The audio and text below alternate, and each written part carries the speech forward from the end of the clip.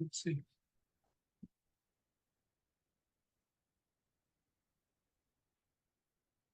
All right, we are joined on the podium by head coach Penny Hardaway, Naquan Tomlin, and David Jones. Coach, before we get into questions and answers, would you just give us some thoughts on today's game? Yeah, Wichita State did a phenomenal job. They were the hungrier team today. When you beat a team 2 times, you got to come in with way more energy because you know what you're going to face. And we did it for about a 7-8 minute span there out of the 40 minutes, and it costed us. You know, you can't keep coming back from being down. It has to start from the beginning of the game, and we got ourselves in a hole and couldn't dig out of it. Thank you, Coach. We're going to take questions in here first. Please raise your hand. We'll get a microphone to you. Right here in the front row. Penny, when you look at the season in totality, I know you said that it was 2 different teams, pre-Caleb Mills injury, and then after that, but not being able to figure it out after that. When you look back at it all, what is the biggest reason that boils down to you? Man, I wish I knew. I wish I knew, man. I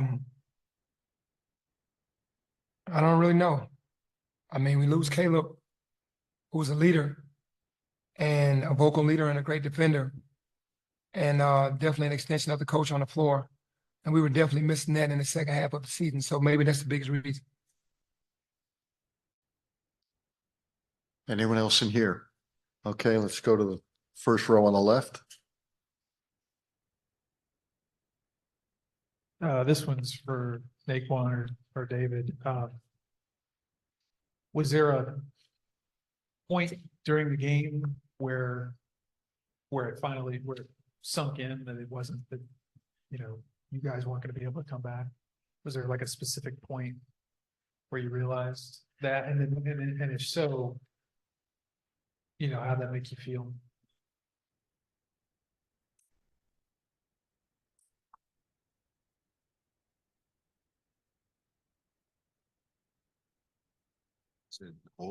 So you got it.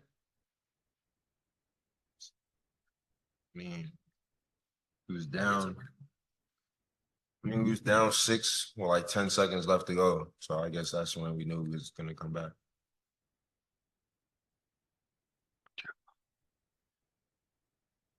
Let's go here on the right. Penny, you've evolved how you put rosters together, obviously with the transfer portal more heavily this year than any other year. But when you look at how you're going to build this thing next year, what are the biggest learning lessons and how might you change things up and how you put this roster together? Well, we ended up getting a lot of guys late, and I love all those guys. We ended up getting them late, but my teams have always been built on defense. I didn't have a defensive team this year. Guys played hard, but we didn't have the defensive guys that we've had.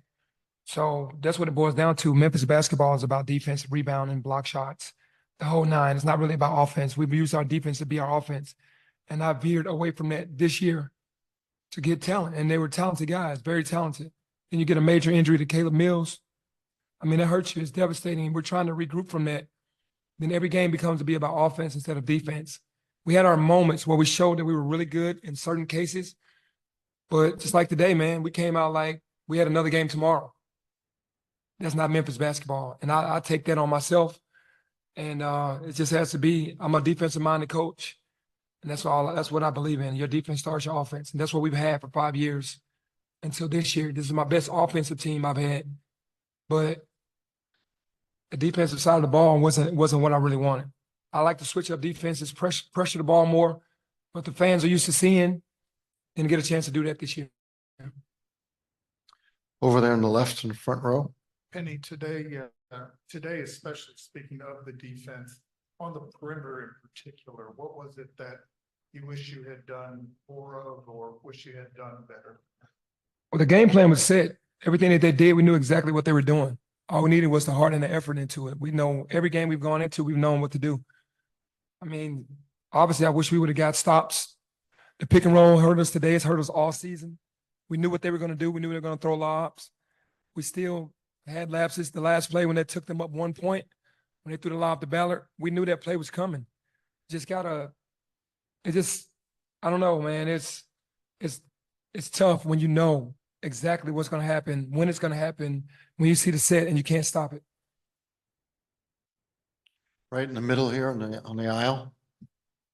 Penny, you told us Monday that you said you told us that you think you've been doing a good job, but obviously this year was just not the result that you wanted, regardless of what happens from this point on, whether you make the NIT and CBI or whatever it is. What do you think you could have done differently this year to maybe get a different result? I work. I don't try to shortchange myself because I take every loss as the head coach, but I work really hard. I really do. I'm working 20 hours a day to be really in tune and locked in. There's no coach that's going to outwork me. And I teach. I'm a teacher of the game. So, I mean, obviously, I'm a player's coach. So in some areas, I let some things slide because I played the game. It just has to be different for me next year. Obviously, this hurts because I wanted to do well for the team, for the school and the city. This does not sit well with me because it just wasn't a representation of who we should be. And just tough to watch after you've prepared and not be able to do anything about it, being over on the sideline. It just is what it is, man. I'm taking all the losses all year again. And what I would change, just the punishment of the things that were going on this year would change. And that's going to get better with me moving forward. On the right here in the second row. Coach, obviously, almost a year to the day when you guys were sitting on the podium on a Sunday as champions. Historic. Now, on the other side of that, unfortunately today, what do you tell your seniors who, won't be able to lace them up as a Tiger next year? Yeah, just to learn from this year. It's going to get harder for them moving forward because now, you make those same mistakes, then you could get cut. You don't have another year, you don't have another game. So now everything that you need to be sharp in, it's not an option. It's mandatory for you to get those things down now. So, I told them that I love them, and if they need me, I got their backs. But harsh reality is right around the corner. Right in the front here. Penny, you said y'all came out today like y'all had another game tomorrow, like you just knew you had another game. With the season on the line, with everything at stake, how do you explain that? Like, what went wrong for y'all to come out flat like that? You have to talk to the players. They probably can answer. I don't know. We were well prepared to play the game.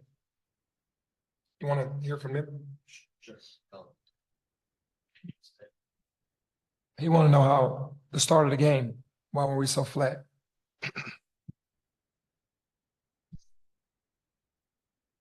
I don't have an answer. No. Let's try up front. David, looking ahead to next year, I know Penny said a couple weeks ago he was pretty optimistic about you coming back. You're obviously going to have professional opportunities. Is the door open for you to come back for another season here? Yeah, everything is possible. That's all I can say. Now, I like Penny as a head coach, so we're gonna see. Right here in the front. Penny, if an NIT invitation is extended. 0. No, sir.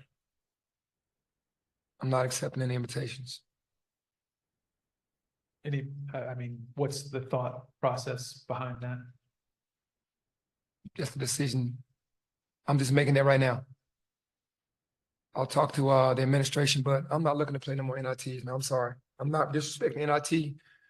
It's been a tough season already. Mom been in and out of hospital, in the hospital now with throat cancer, dealing with a whole lot and just dealing with basketball at the same time. I know this is my job, but that's not my first option. Chuck, we have anybody on Zoom? We just have a couple of quick ones. We can start with Dan Tortora, please.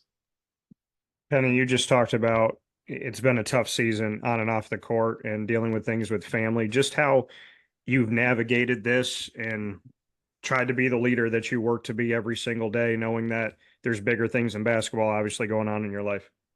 Yeah, it's very difficult being a caretaker of my mother. I have no help until I leave town, so it's just me. And to deal with the basketball side of it as well has been very difficult, but I do know I have a job. And I've handled it really well. And Penny, for you, when you look at this team, I know this is not the way that you want the season to end, and you just talked about not accepting an invitation to the NIT. Are there positives that you can build on from this season? Are there things that you feel like can help the foundation of next season? Yeah, for sure. I mean, obviously I